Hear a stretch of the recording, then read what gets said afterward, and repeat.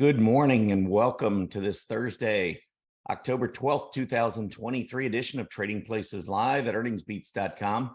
I'm Tom Bowley, Chief Market Strategist here at Earnings Beats, and I'll be your host for the next 30 minutes as we prepare for the trading day ahead. Well, we've got inflation out of the way, at least for another month.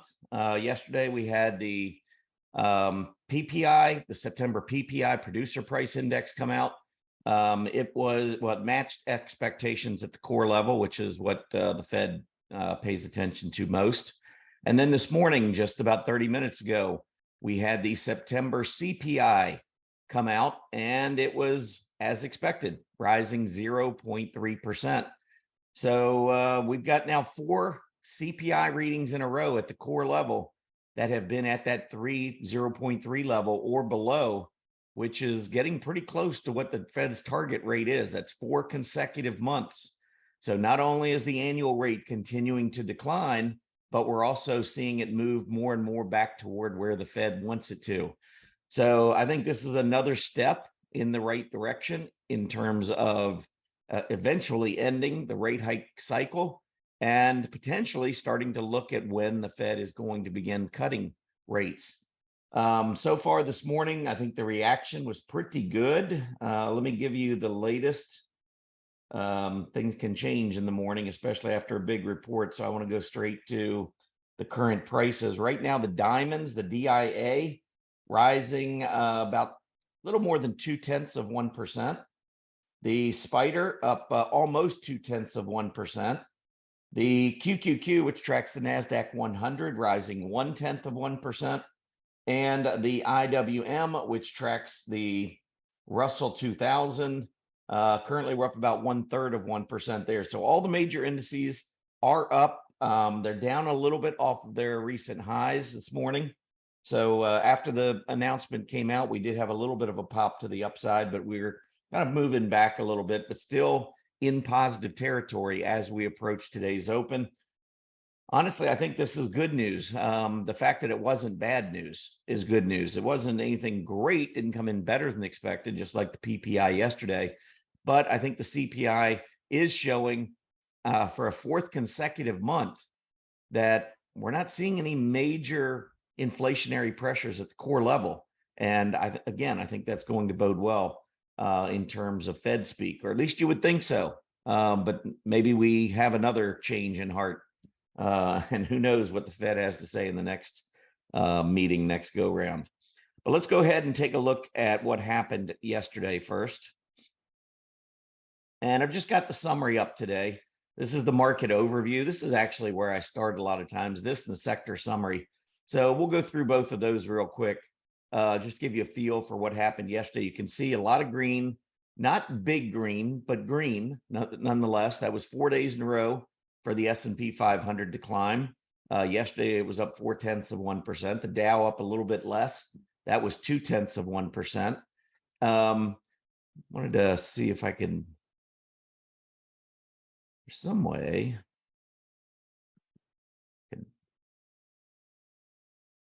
make this a little bit bigger for everyone. Yeah, that's not the way I was looking for, but that'll work for now. Anyhow, S&P 500 up 0.4%. The Dow up 0.2%. The NASDAQ rising 0.7%. And then small caps and mid caps both up, although they lagged a little bit yesterday. But look at the VIX, the Volatility Index, down almost another full point, down to 16.09. That's 5.52% now to the downside yesterday on the VIX. And if we pull up the VIX chart,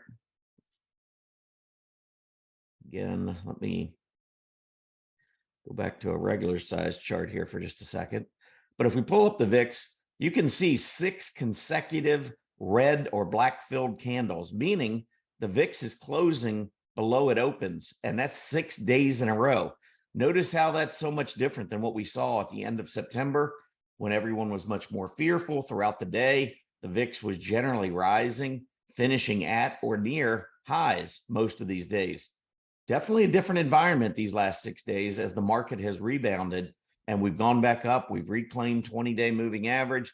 NASDAQ's above both the 20-day and the 50-day moving average. I'll show you those charts in just a couple of minutes. And the VIX simply falling apart here, back down this morning, maybe at the open, depending on, I don't know if it gives me the VIX pre-market. Check this out. And it doesn't give me. But anyway, it looks like about 2 weeks ago, we hit a low of 1583. We closed yesterday at 1609. So if we drop, maybe not even, well, a little more than 1%, probably closer to 2%. A 2% drop on the VIX is going to take us down to the lowest level we've seen since back on September 21st, which, if you remember, was the day after the Fed meeting. So all of a sudden, all that fear that was in the market after the Fed meeting has basically dissipated. And throughout this entire process, while the fear was building, we already know money had been rotating into more aggressive areas of the market. So I mean, the way I read this is that, number one, the fear clearly is coming out of the market. Also, the 5-day moving average of the equity only put call ratio, might as well take a look at that. And I'll show you what you can, well, I didn't want to do it that way. You can see, actually, I want to take a picture of something before we go any further. I just want to I always like to have this for my records, and I forgot to do it, so bear with me. I'm over at the CBOE.com, and if you go into market statistics under that data access, then you can come in, hit market volume. This shows you all the equity only put call ratio. Yeah, the reason I wanted to do this, for whatever reason, on Wednesdays, we did this last October and November, and we're doing it again this year. On Wednesdays, there seems to be something going on in terms of portfolio managers or hedge fund managers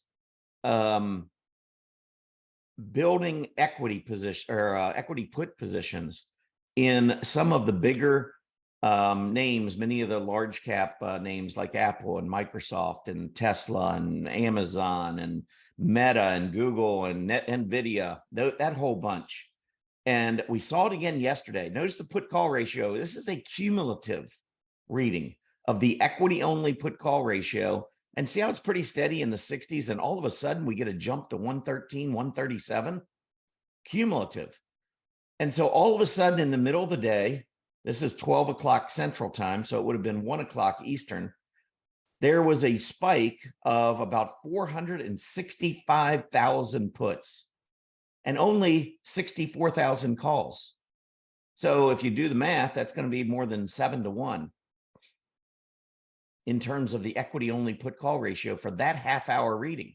7-to-1. That's crazy. And if you look at the next half-hour reading, that's another 338,000, or no, 328,000 versus 76,000. So that's probably, I don't know, maybe another 4-to-1, 4-to-1, 5-to-1, somewhere in that range. And so we go from this 0.68 to 1.37 in an hour.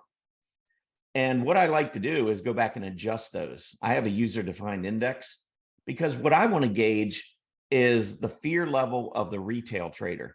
These aren't retail traders buying puts at a 7-to-1 clip over calls.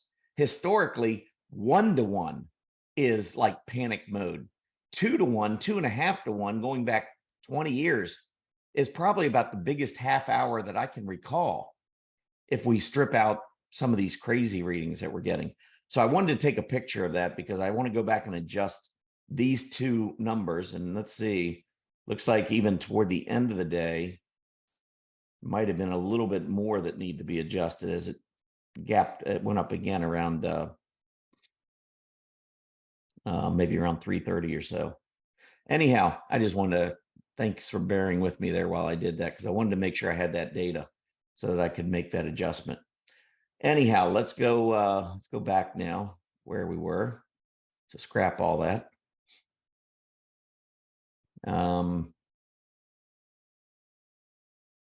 And so anyway, so here's the CPCE, and here's that 1.04 reading. So this is going to skew everything because this number should be lower. Look at these readings. This is what happened last year. I think I said October, November. It may have started right here in October, but maybe it was November into December. I think it was right in here. So this is like the second time in the last week that I've noticed that we're having some big readings. And when you think about it, this equity only put call ratio should be spiking significantly when the market is making a big sell off. That's when panic occurs. You don't panic to sell when the market goes up. Look at the S&P. Let's take a look at the S&P 500 on a 5-day, 10-minute chart. This was yesterday. Look at what was happening in the last half hour. Who would be pouring in at a, whatever that clip was in the last half hour, 3-to-1 ratio or whatever it was? Who would be pouring into puts with the market melting up at the end of the day? It makes no sense, even during the day. I mean, I think it was like 1 to 2 o'clock or something on an Eastern. I mean, yeah, we were going down, but it's not like we were free falling. There should have been no panic. We're still in a nice uptrend where we've got higher highs and higher lows. Well, yesterday, higher lows, not exactly higher highs. We didn't get to a higher high yesterday, but this isn't panic mode type of thing, type of environment. So something's going on in the CBOE readings and the CPCE reading at stock charts, the equity only put call ratio. So anyway, I just wanted to kind of point that out because that was part of my VIX discussion, talking about sentiment and how the VIX is coming down, fear is coming out of the market. Well, the 5-day moving average is actually starting to come down if we eliminate some of these hedge fund related purchases on the put side, the equity put side. And normally hedge funds and portfolio managers will, if they're going to hedge, they normally do it with index funds. They don't go into individual stocks. So that's kind of just something strange that happened last year. It looks like it's starting to happen again. And for some reason, if somebody has any information on this, I would love to know. You know, if you can send me an article, you can send it over to support@earningsbeats.com. But if you find an article anywhere that talks about what's going on in the equity only put call arena, because this is now the second Wednesday in a row. It was last Wednesday that the exact same thing happened. And last year, there was an article that came out and said that there were hedge funds that were buying a lot of equity puts, skewing the equity only put call ratio. But anyway, if anybody sees anything about that, I'll be looking for it as well. But if you do stumble across it or you see anybody talking about it, please send me a link to that article. I would really appreciate that because I do want to try to get more information on this just for my own knowledge in terms of tracking that equity only put call ratio. But I think the right thing is to take out those readings. I mean, just make it so that it's more plausible. I mean, we were at 0.65 most of those readings, and then all of a sudden the cumulative went up to 137 because of a 7-to-1 reading.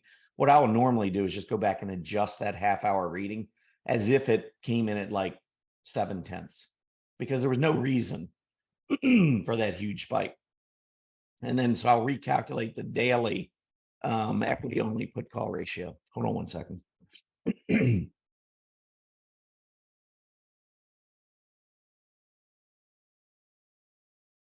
All right. Well, let's keep moving. Hold on. Still not quite there yet. Give me about 15 seconds here.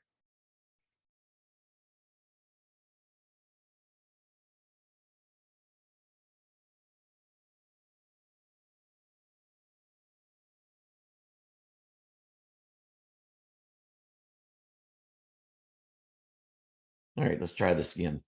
I don't know why it is, but I think it's, for me, it's like October and November. Whenever I go out and do anything with the leaves, that's my allergies really kick in. So I think it's that time of the year when the allergies really starting to kick back in again. But anyway, we'll battle through it as we always do. Let's keep moving. And I had something in mind. Oh, I wanted to go in and show you the sectors. So let's go back over to the dashboard and we go down member tools and scan down to the sector summary. And then here's the sector summary. And this gives us a little bit of an idea of what transpired yesterday beneath the surface. So looking at the S&P, the NASDAQ and all that's fine. But what was, driving the strength yesterday? And when we look, real estate and utilities, two defensive groups. Now you might say, oh, well, that's bad. That's bad news, right? well, if it keeps going like this, the market keeps rallying with these two leading. Yeah, that would be bad. But right behind them, leading the market still on a relative basis is technology, communication, services, industrials. Discretionary went up about the same as the S&P 500, about 1/3 of 1%. Financials lagged a little bit. Down at the bottom was healthcare, consumer staples, and energy. So this really wasn't a horrible lineup. And to be honest, I think real estate and utilities, with rates coming back down, the 10-year Treasury yield, that's, that soaring of the yield is what really has impacted negatively those two groups. So it makes sense that as long as we've got yields coming back down, that these two groups would do well. And by the way, right now we have the 10-year Treasury yield up 2 basis points, 4.61%. We've got crude oil, which is up $1.50, back above, just barely above $85 a barrel. Crude oil up about 1.84%. So I would expect that we'll see a little lift today in energy, the energy shares, many of the energy names, based on the fact that we are rebounding in oil. All right, moving on. Let's move on to the 10-year Treasury yield. So today, you can see when the announcement came out, we did gap down in the yield. So there were a lot of buyers, but now we're reversing. The question is, do we reverse all the way back up to the high? Because after we saw that long tail to the top and that false breakdown that we've talked about this week, once we saw that, very similar to the one we had here back in May, we went quickly back down to the 20-day moving average, slightly below, and then rose right back up again. If you look at this, it's been identical. Moving down for 2 days, testing that 20-day moving average. Today, going below it, now rallying back up above it. Do we rally back to that 480, 490 level to test the recent highs? If so, the stock market's going to get another challenge. We know what's going to happen probably to utilities and real estate because they don't like the higher yields, clearly. But what happens to many of those growth names?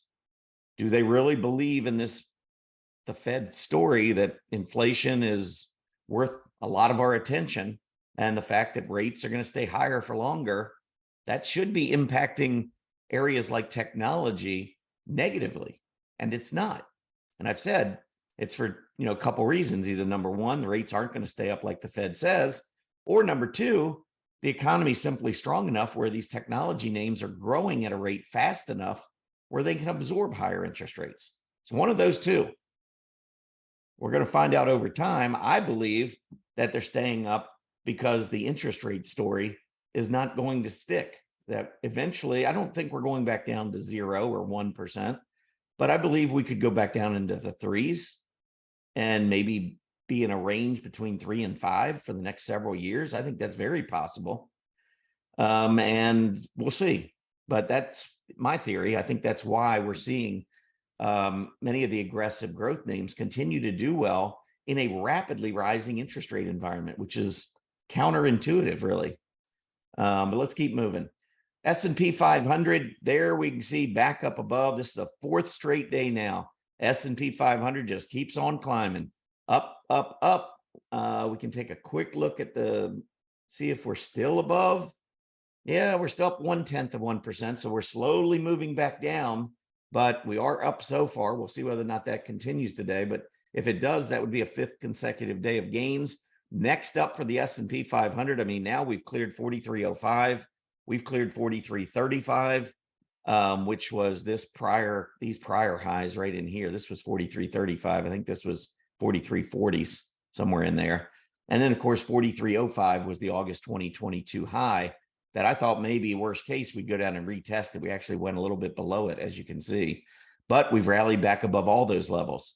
And so now this is starting to give me a much clearer picture of sideways consolidation, not a downtrend. Downtrend, we should have stayed below these 20-day, this 20-day moving average and the others on the major indices and many of the key sectors and industry groups and so forth. And we're not seeing that. We're seeing a lot of these groups bouncing back, getting back above these levels, which I think paints a much more bullish picture. Because if you're bullish, you'll take sideways consolidation over a downtrend. And that's what is kind of being painted here. Also, the VIX dropping, also the equity only put call ratio still elevated. And so that means the market's still generally fearful, which is good. That's a contrarian indicator. So that's what you want. You want people to not believe in this rally, because that's generally what's going to continue it to the upside. So we'll see how the S&P 500 does as the day goes on. But at least for now, we've gotten through the CPI report without any major scare, without a major, upsetting of the apple cart in terms of the release and the actual data. NASDAQ 100 closed on the high yesterday, clearly above both moving averages. Watch that PPO. PPO starting to look like it wants to go positive. That turns positive. That means your bullish momentum in the short term your momentum in the short term is bullish or positive. So watching that. Watching the AD line. Haven't talked about that last couple of days, but as we've been rallying, look what's going on with the AD line. Actually, I want to go back to the S&P. Take a look at that one. Look at this. Going up. Now, if we were rising and it was mostly gap ups, and then we were finishing at or near the low of the day or somewhere in the bottom half of the candle, what we would be seeing is a rally, but a not very good one. And we'd see that AD line continuing to drop. It's not happening. AD line's moving up. That means, generally speaking, this is a good sign of accumulation. That's what this line is. It's accumulation distribution line. It's you use volume as a multiplier, and it's basically taking the volume and either adding or subtracting to this AD line based on where you finish. If you finish at the very top of the day, 100% of your volume gets added. If you finish at the low of the day, 100% of the volume gets subtracted. If you finish right in the middle of the day, there's no impact. The AD line will go sideways. And if you finish on the upper half or the lower half, then there's a multiplier that's used times the volume, and that dictates which way the AD line goes. This is a pretty clear uptrend right now. And if this continues and we get a breakout back above those prior highs, that's good news for the stock market. IWM, you can see moving up, failed at that 20-day. So this is a little different picture.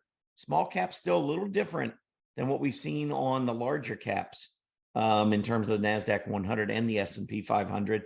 S&P is between the 20 and the 50. The NASDAQ 100 is above both of them. And here we've got the IWM, or the small cap index, below both of them.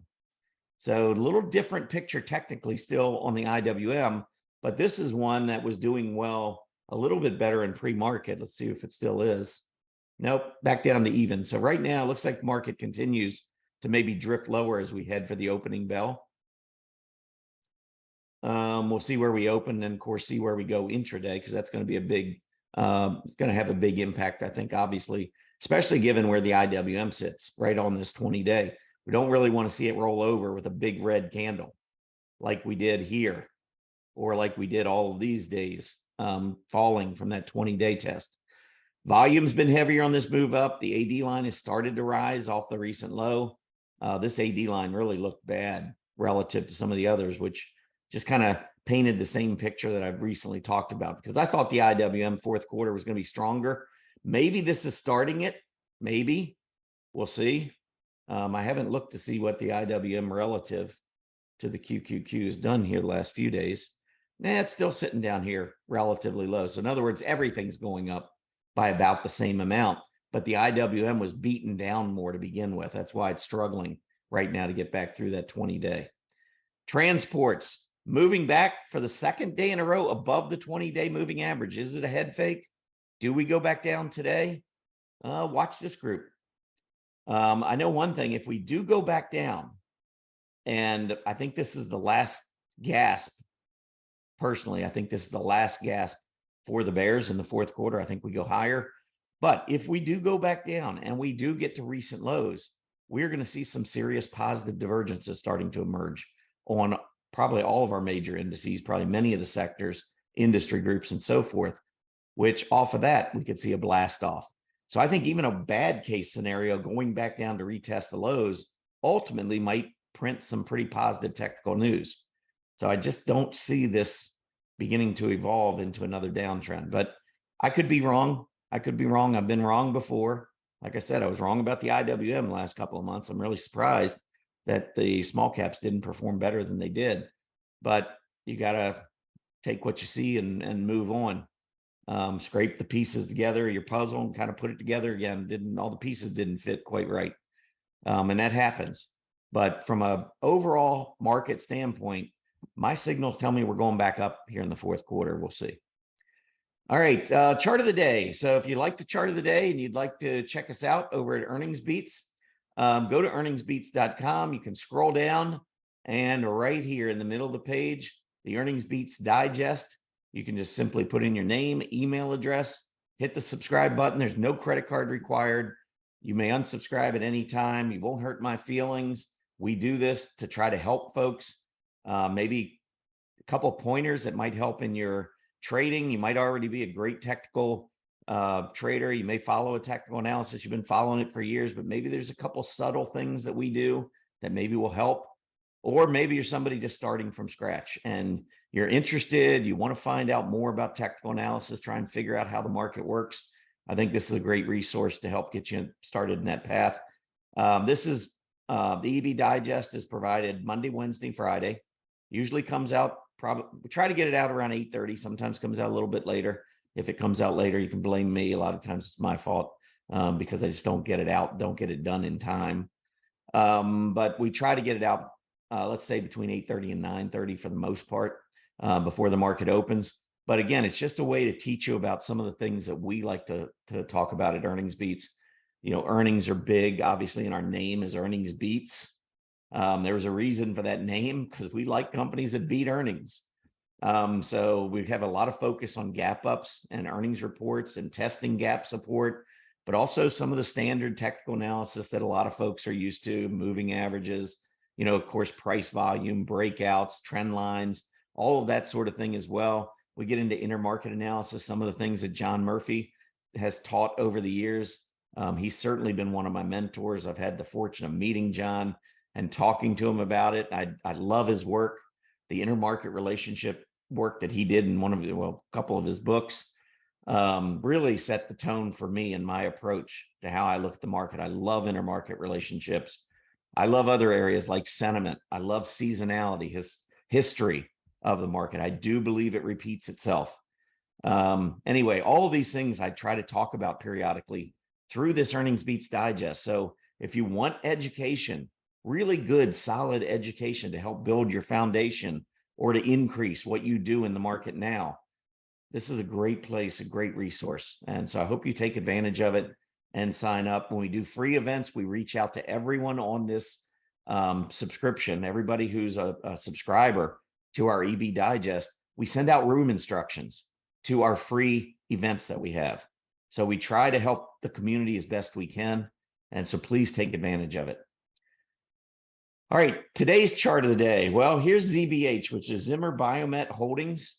And I'm giving you a 5-year weekly chart here just to show you, number one, while the market continues to go higher, this is one way just to take a look to see whether or not you have a stock that's, you know, among the leaders.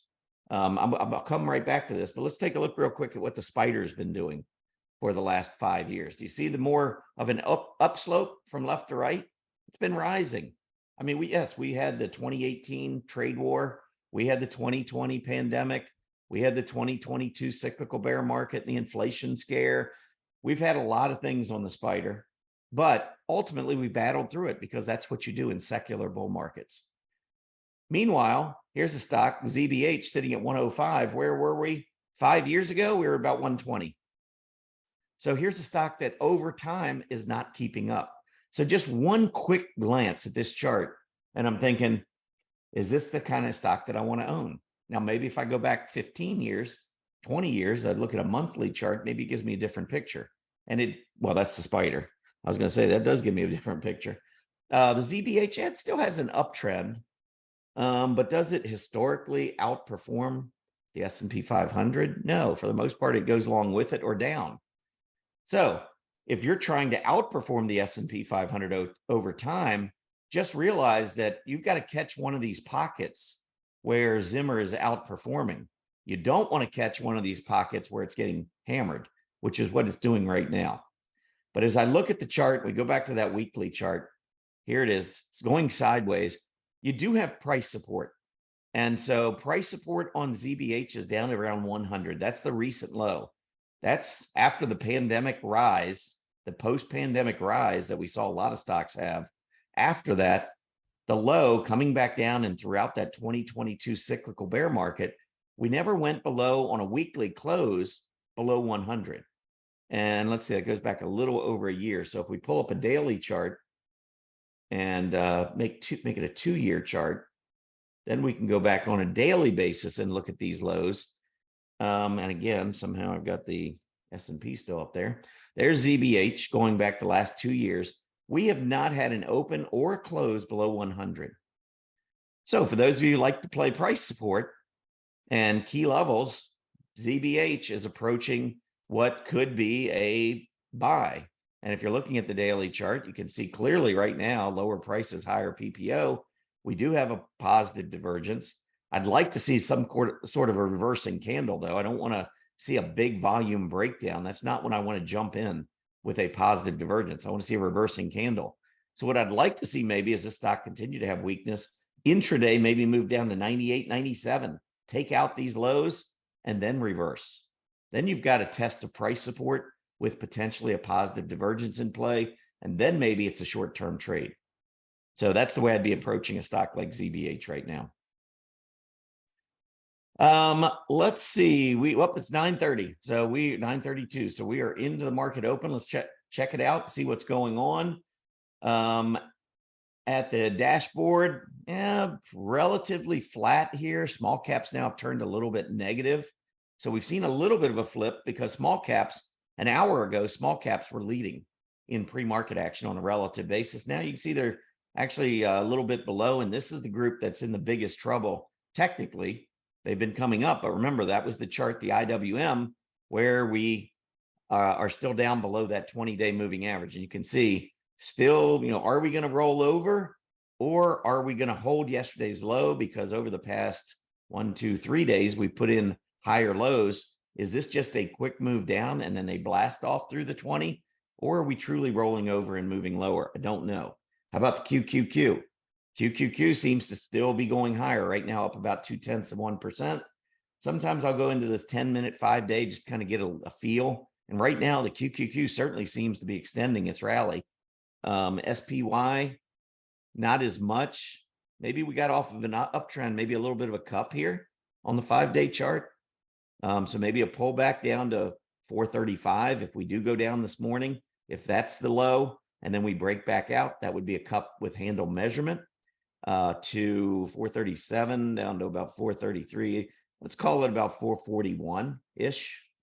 That would be the short-term measurement off of this 5-day cup with handle, if the handle actually does form. But you don't have to have a continuation pattern. The market could just keep going up. Or we could just completely blow through a handle and go back and test the low, and then the pattern's blown. So it's just something that I recognize visually. Once you do technical analysis a lot, you see a chart, things just kind of stand out. I see an uptrend. First thing I do after an uptrend is I think continuation pattern. If I'm bullish, and as you know, I'm bullish. So I'm thinking continuation patterns on all time frames at this point, because I do believe fourth quarter we go higher. Anyway, let's go back to the dashboard. So hanging in there right around the flat level. NASDAQ 100 down here, you can see up just a little bit more. VIX, though, is down about 2/3 of 1%. So even though the market's coming back down a little bit, the VIX is still down. Not a lot, but it is down, continuing that move to the downside. And again, if it goes down another 1% from here, that would be the lowest level since September 21st, which was right after the Fed meeting. Anyway, let's go ahead and wrap this thing up. We'll continue to watch the market. I'll send out our daily market report later today to keep you posted on the action for all of our members after, the market digests the CPI report. Let's see what happens. But at this point, everything's been pretty much a go to the upside the past few days. Still looks pretty good to me, but we'll have stuff to kind of watch out for any kind of a rolling over. So again, talk more about that later today. Thank you all so much for tuning in to the YouTube stream. It's been growing. We certainly appreciate all of you tuning in and also sharing it with some of your friends, family. We'd love to reach a bigger community. to help educate folks about really and truly the things that matter in the market, and not all the fear mongering that you're going to see on CNBC and all the other outlets. So again, thank you. Special thank you to all of our paid Earnings Beats members. This is why we're doing this and why we can do all these, a lot of these free events and so forth to help folks that maybe can't afford our service. So really want to thank those who do support us. And if you're on the fence, give us a try, 30-day free trial. Go over to earningsbeats.com. Right at the top, there's a 30-day free trial. You can come in, check us out. I think you'll be shocked by the value that we provide to all of our members. But you can get all of our services at no cost for 30 days. Why not check it out?